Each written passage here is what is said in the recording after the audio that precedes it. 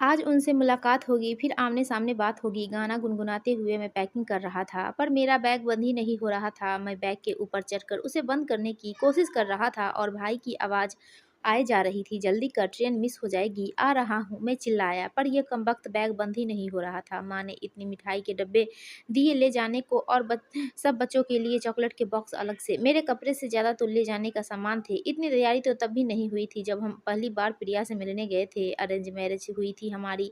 हम दोनों ही टीचर हैं। अब तो हमारी शादी को 5 महीने हो गए थे। प्रिया पिछले महीने से अपने मायके बनारस गई हुई थी। आज मैं उसे लेने जा रहा था। उसकी फैमिली से शादी के समय ही मिला हूँ। बड़ी फॉर्मल सी मीटिंग रही उसके साथ मेरी। इस बार उनसे भी अच्छे से मिलना हो जाएगा। तभी मेरे कमरे में भैया आए और बोले, "क्या पहना है तूने? टी-शर्ट, वो भी नीली, कितना आँखों को चुभ रहा है। शहर जा रहा है, कुछ अच्छा पहन जो फॉर्मल भी हो, जैसे ये व्हाइट शर्ट।" मैं बोला, "पर ट्रेन में जा रहा हूँ, व्हाइट पहनूँगा तो खराब हो जाएगा। कुछ भी हो, इंप्रेशन खराब नहीं होना चाहिए। पहली बार जा रहा है तू ससुराल।"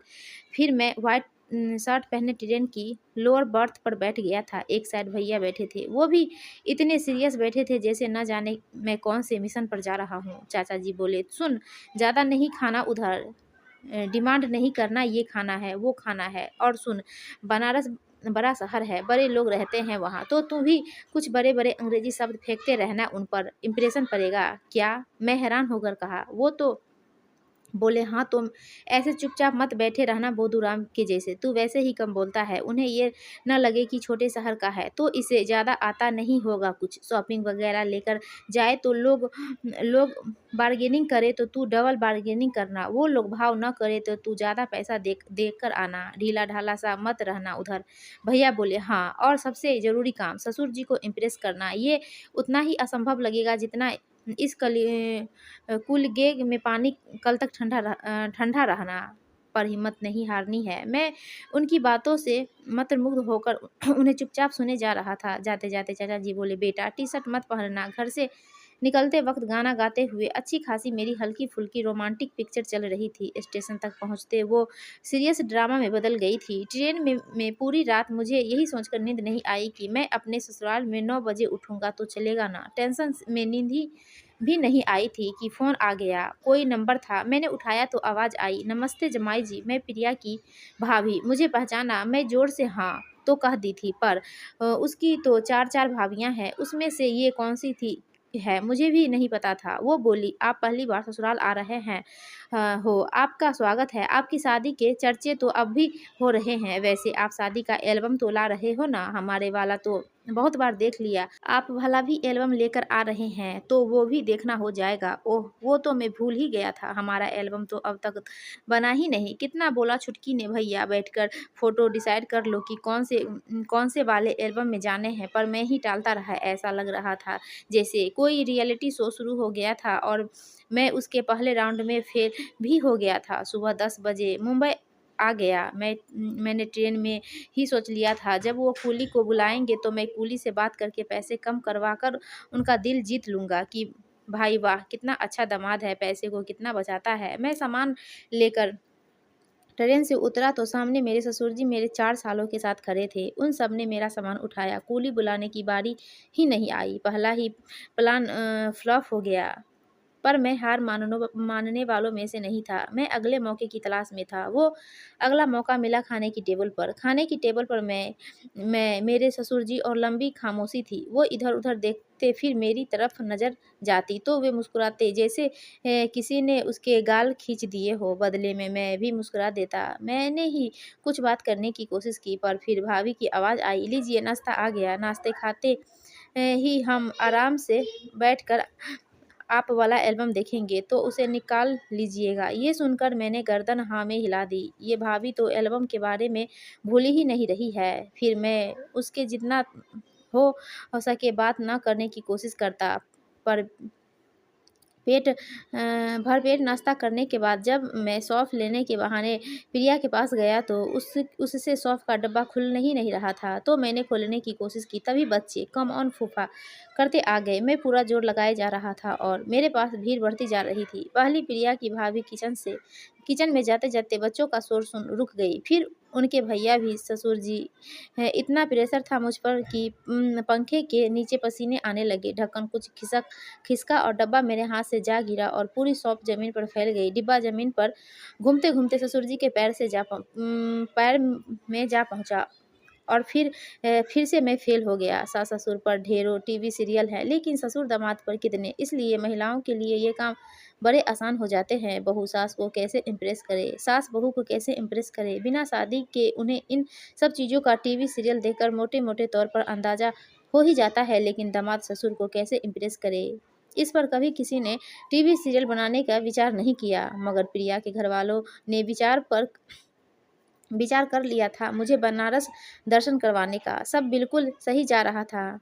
अंताक्षरी में मैं जीत रहा था। बच्चों का फ़ेवरेट बन गया था। आखिर प्रिया के साथ बैठने का मौका भी मिला। इतनी भीड़ में, इतने लोगों के बीच में प्रिया के साथ पल बिताना जिसमें हम दोनों के बीच कोई बैठा न हो कोई फूफा-फूफा करता हुआ आए। सब कुछ ठीक ही चल रहा था कि बच्चों ने एसलेस वर्ल्ड जाने के लिए जिद कर ली। मोनू बोला, प्लीज़ चलो ना फूफा जी, उधर बहुत सारी राइड्स है। Shot and drop, top spin, copper chopper. Chintu वहाँ की खतरनाक से खतरनाक राइड्स गिनवाता रहा और मैं चुपचाप सुनता रहा। बचपन में फिसल पट्टी भी सही से नहीं खाई मैंने, इसलिए चाचा जी बचपन से मुझे बोधूराम कहते थे। लेकिन इस सब के सामने मैं बोधूराम नहीं बन सकता था, क्योंकि मैं दामाद था। दामाद अपनी जान पर खेल जाएगा, लेकिन बोधूराम नहीं बनेगा। इतने में भाभी बोली, अरे एसलेस वर्ल्ड थोड़ी लेकर जाएंगे इन्हें, मंदिर चलते हैं। इतने में प्रिया के पापा बोले, बच्चों की इच्छा है तो जाने दो। फिर मेरी तरफ देखते हुए बोले, अगर रोहित को कोई दिक्कत है तो फिर।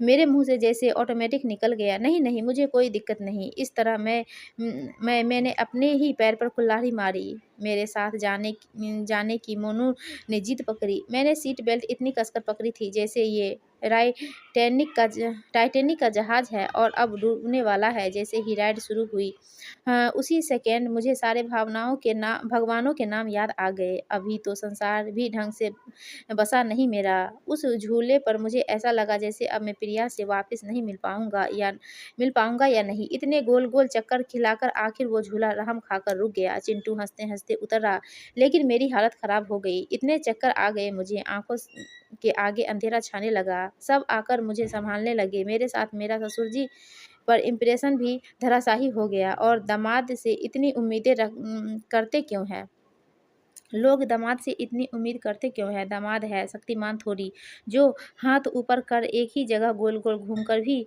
बिना चक्कर खाए सीधे खड़े रहेंगे। मुझे जाना ही नहीं था राइड पर। पहले ही कह देता, नहीं बच्चों वाली राइड पर मैं नहीं बैठता तो। नहीं नहीं, क्या पता फिर मुझे इससे भी डरावनी राइड पर बैठा देते। मोनू भी न कसकर कमीज पकड़कर बैठ गया। मेरी फूफा, जाना ही पड़ा। ऐसे चक्कर खाकर गिर पड़ा मैं कि मेरे सालों ने मुझे उठाकर गाड़ी में बैठाया। अब कितनी शर्म आ रही थी मुझे कि मैं अपने दामाद के नाम पर धब्बा लगा चुका था। रात को खाने के लिए मैं कमरे से बाहर निकला ही नहीं। प्रिया ने कमरे में ही खाना मंगवा लिया। बस कल का ही दिन था यहाँ। अब मुझे किसी को इम्प्रेस नहीं करना था, चुपचाप घर वापस जाना था। मैं लटका हुआ मुंह लेकर बिस्तर के एक कोने में लेटा हुआ था। तभी मेरा फ़ोन बजा। भैया का था। क्या-क्या उम्मीदें लगाकर बैठे होंगे वो मुझसे कि मैं बड़े ठाठ से ससुराल में हूँ। ससुर जी मुझे वाह बेटा कहते हुए थक नहीं रहे होंगे। सबकी जुबान पर मेरा नाम होगा और मैं यहाँ भीगी बिल्ली बनकर कमरे में पड़ा हूँ। डरते हुए मैंने फ़ोन उठाया तो वहाँ से आवाज़ आई, और कैसा चल रहा है बेटा? मैंने भी कह दिया, बढ़िया। ससुर जी इम्प्रेस हुए? हाँ, बिल्कुल मेरे मुँह से निकल गया। तो भाई ने पूछा, वाह कैसे? मैं हड़बड़ा गया। क्या जवाब दूँ, सोच में पड़ गया। अरे वो हाँ आया, मैं आता हूँ, बुला रहे हैं ससुर जी। कोई भी काम बिना पूछे नहीं करते मुझसे। कहते ही मैंने फ़ोन काटा और राहत की सांस ली। अभी तो फ़ोन पर झूठ कहकर पीछा छुड़ा लिया, वहाँ जाकर तो डिटेल में पूछेंगे तो मैं क्या कहूँगा? नहीं, और झूठ नहीं बता सकता। अब कुछ तो करना पड़ेगा। परफेक्ट दामाद की छवि बनाने का जुनून वापस जाग गया। इतनी बार हार नहीं मानी थी मैंने। कुछ तो सोचना पड़ेगा। मैं दिन को अपने कमरे में बैठा था, तभी मोनू हाथ में टैब बैट लेते हुए आया। फूफा जी, आप आज तो ठीक हो ना? कल राइड्स पर आपकी हालत ख़राब हो गई थी। कहते हुए मोनू थोड़ा हँस रहा था। मेरे गुस्से वाली आँखें देख उसने फटाफट बात बदल दी और बोला, फूफा जी क्रिकेट खेलोगे क्या? मैं सिर हिलाया। वो बोला, आज कोई नहीं खेल रहा, चाचा जी भी नहीं। वो खेलते तो प्रिया दीदी भी खेलती, पर आज वो खेल ही नहीं रहे।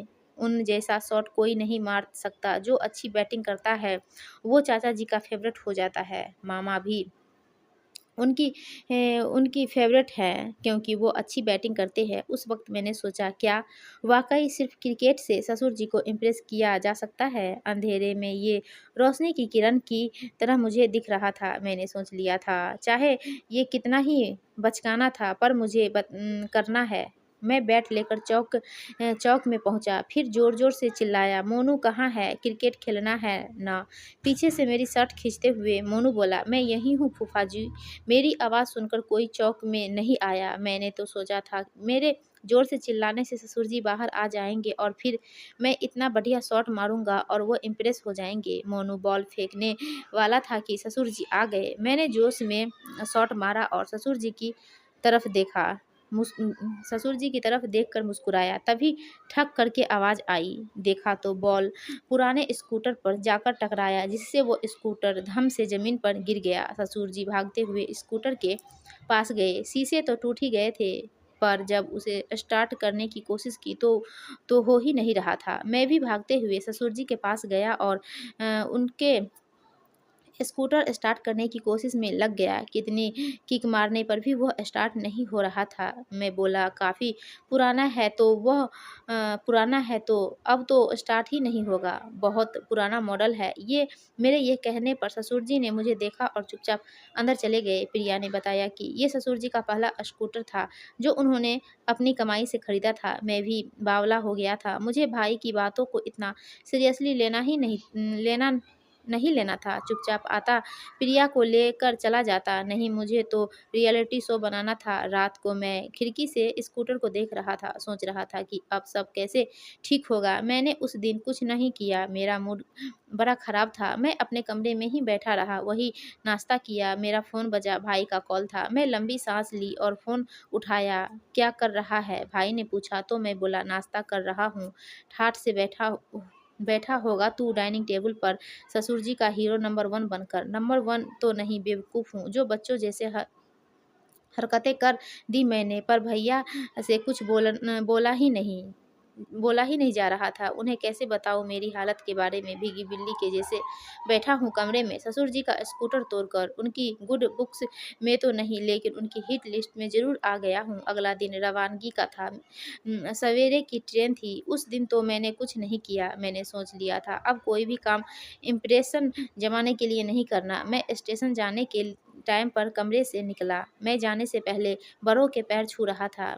मैं ससुर जी के पास गया और बोला, आप चल रहे हैं ना स्कूटर पर मुझे छोड़ने? जवाब में उन्होंने कहा, बेटा वो नहीं चलेगा, ट्राई तो करिए। मैंने कहा तो वो भी स्कूटर के पास गए और पहले ही किक में स्कूटर शुरू हो गया। वो हैरान हैरान से हो गए। उन्होंने खुश होकर पूछा, अरे ये तो स्टार्ट हो गया, तुमने किया? जी, ये प्रिया ने किया, मैंने तो सिर्फ हेल्प की। मेरी वजह से खराब हुआ तो बुरा लग रहा था। उन्होंने प्रिया को देखा और मुस्कुरा दिए। उनके चेहरे पर मुस्कान देखकर मुझे अच्छा लगा। मैं सारे रियलिटी शो को जीत गया।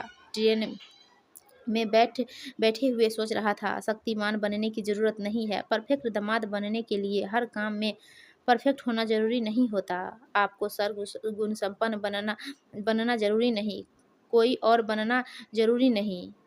आपको अपने ऊपर और अपने प्यार के ऊपर भरोसा होना चाहिए, वही आपको परफेक्ट दामाद बनाता है। दोस्तों, आपको ये कहानी अच्छी लगी तो प्लीज़ वीडियो को लाइक कीजिए और हमारे चैनल को सब्सक्राइब